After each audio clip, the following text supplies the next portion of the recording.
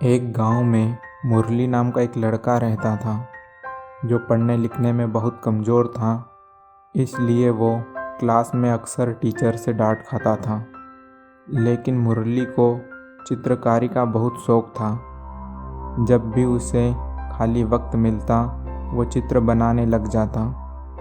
मुरली अपने माँ बाप का इकलौता लड़का था, इसलिए उसके माता पिता को उसको लेकर बहुत चिंता होती थी। आए दिन मुरली के स्कूल से उसकी पढ़ाई को लेकर शिकायतें आती रहती थीं, जिसको लेकर वो बहुत परेशान थे।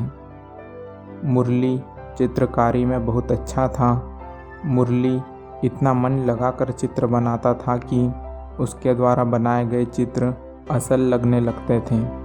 हर कोई उसके चित्र की तारीफ करता था, लेकिन मुरली के माता पिता इससे खुश नहीं थे।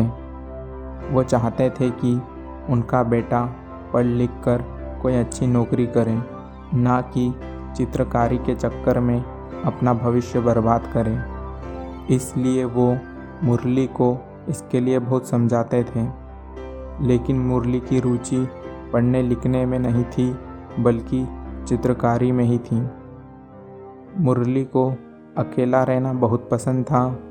वो अक्सर नदी के किनारे बैठकर अकेले ही चित्र बनाता रहता था। वो इतने सुंदर चित्र बनाता था कि हर कोई उसे देखता ही रह जाए। एक दिन मुरली नदी के किनारे बैठकर चित्र बना रहा था। तभी वहाँ से एक बुजुर्ग इंसान गुजर रहे थे। वो बुजुर्ग इंसान मुरली को इतनी तल्लीनता से चित्र बनाते देखकर उसके पास जाते हैं, और जब वो मुरली के बनाए हुए चित्र को देखते हैं तो वो दंग रह जाते हैं।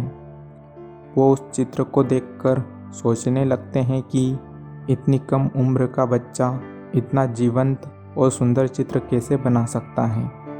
वो बुजुर्ग इंसान मुरली के बनाए हुए चित्र को देखकर बहुत खुश होते हैं और उसके चित्र की तारीफ करते हैं। वो मुरली की चित्रकारी से प्रसन्न होकर उसे एक जादुई पेंसिल देते हैं, जो कि उन्हें उनके गुरु ने दी थी। वो बुजुर्ग इंसान मुरली को वो जादुई पेंसिल देते हुए कहते हैं कि बेटा, ये पेंसिल कोई साधारण पेंसिल नहीं है, बल्कि ये एक जादुई पेंसिल है जो मुझे मेरे गुरु ने दी थी। इस पेंसिल से तुम जिस भी चीज़ का चित्र बनाओगे वो तुम्हारी कला और इस जादुई पेंसिल के चमत्कार से जीवंत हो जाएगी। वो वस्तु तुम्हारे सामने प्रकट हो जाएगी। मुरली ये सुनकर हैरान हो जाता है।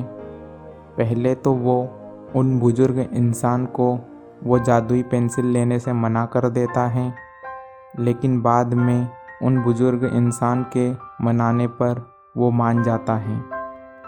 वो बुजुर्ग इंसान मुरली को आगे कहते हैं कि बेटा, तुम्हें इस जादुई पेंसिल का इस्तेमाल किसी ज़रूरतमंद की मदद करने के लिए करना चाहिए।